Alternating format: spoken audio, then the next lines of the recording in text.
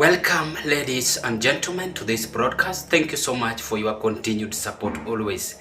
Sudan are now raising alarm and dismissing William Ruto's remarks, which is said yesterday at Sagana State Lodge that on March 11, 2025, Sudanese Ministry of Trade and Supply issued a decree suspending all imports from Kenya in line with Sudanese national interest.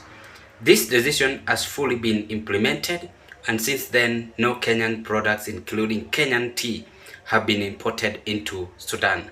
For more details, let's listen to this video before I proceed. Admins to William Ruto's arrest by Sudanese administration. Now, let's stick with that story. And as President William Ruto faces the Mount Kenya region this week, he seeks to solidify his hold on the region despite growing rebellion. In a media interview with journalists yesterday at the Sagana State Lodge, Ruto sought to pacify the region amid growing skepticism about his administration's performance. Ruto's statements aimed to reassure citizens and calm tensions. But how do they hold up under scrutiny? Here's a fact check of some claims made during the interview as compiled by our very own Zainab Ismail. By the way, we are selling tea to Sudan. Even after they say they are not buying our tea, the market itself has forced them. We sell tea today to Sudan.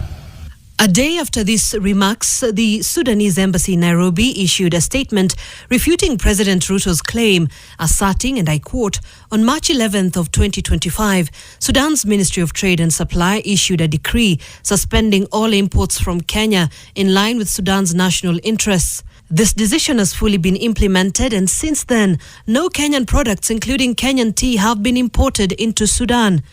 The East African Tea Trade Association also reported on the 15th of March that tea shipments remain stuck with no clearance at Port Sudan.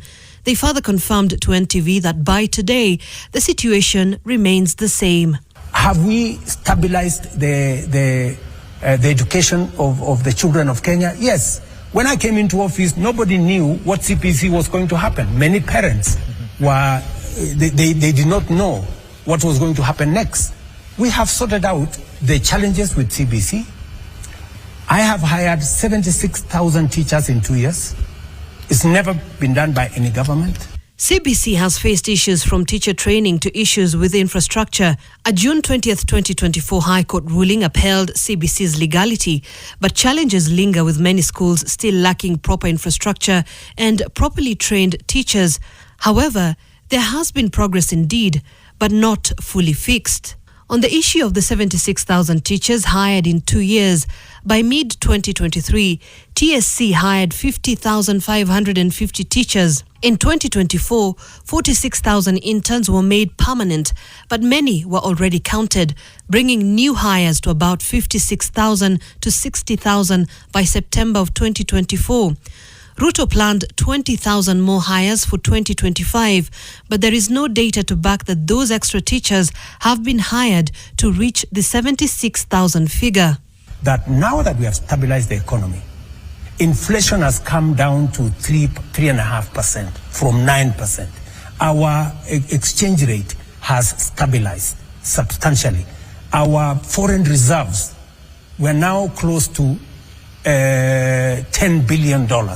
We are now in a much more solid place to undertake the development of our country.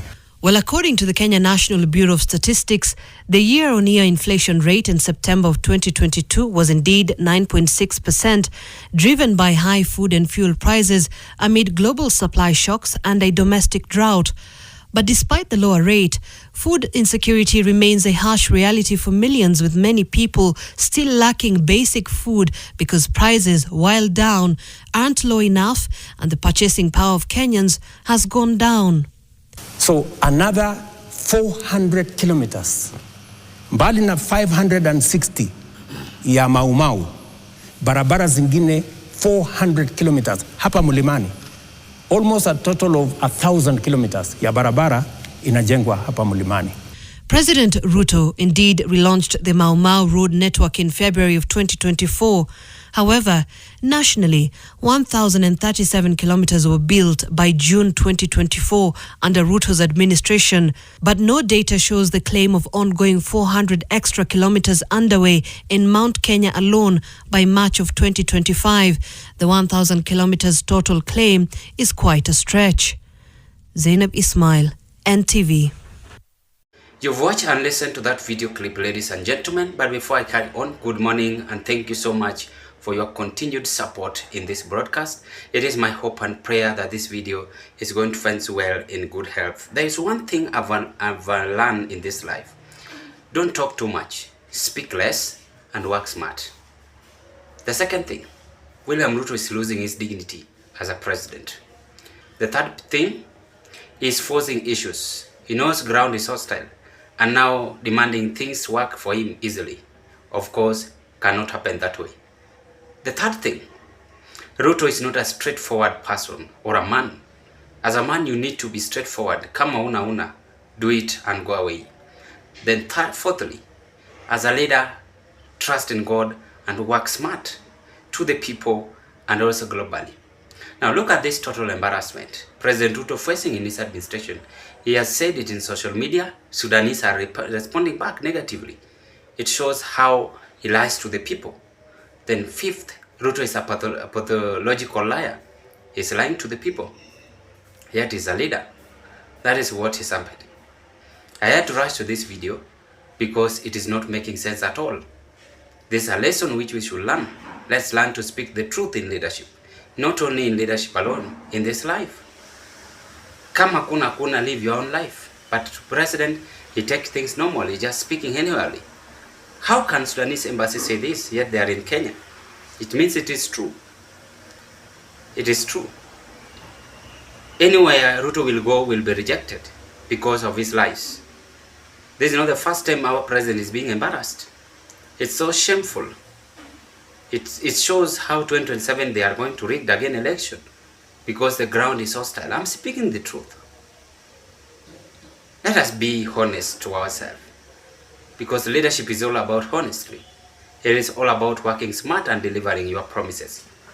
Ruto talked yesterday at Sagana Street Launch and that is what he said.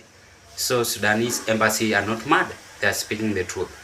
So that is the shocking message we are receiving at this moment. They have dismissed that Ruto's claim by saying, no, you are not there. He's not doing anything. Look at that total embarrassed Ruto has received. Ladies and gentlemen, what are your take? I didn't want to talk much because I'm rushing somewhere. I wish you all the best. Let's meet on another political discussion. If you've never subscribed to this broadcast, kindly subscribe, like my videos, watch, share, and give us your opinion. Bye-bye and a blessed day. I wish you all the best. Let's meet on our next political discussion. For now, just bear with me. I had to be brief that way because of 1, 2, 3 things I had to do this day. Bye bye.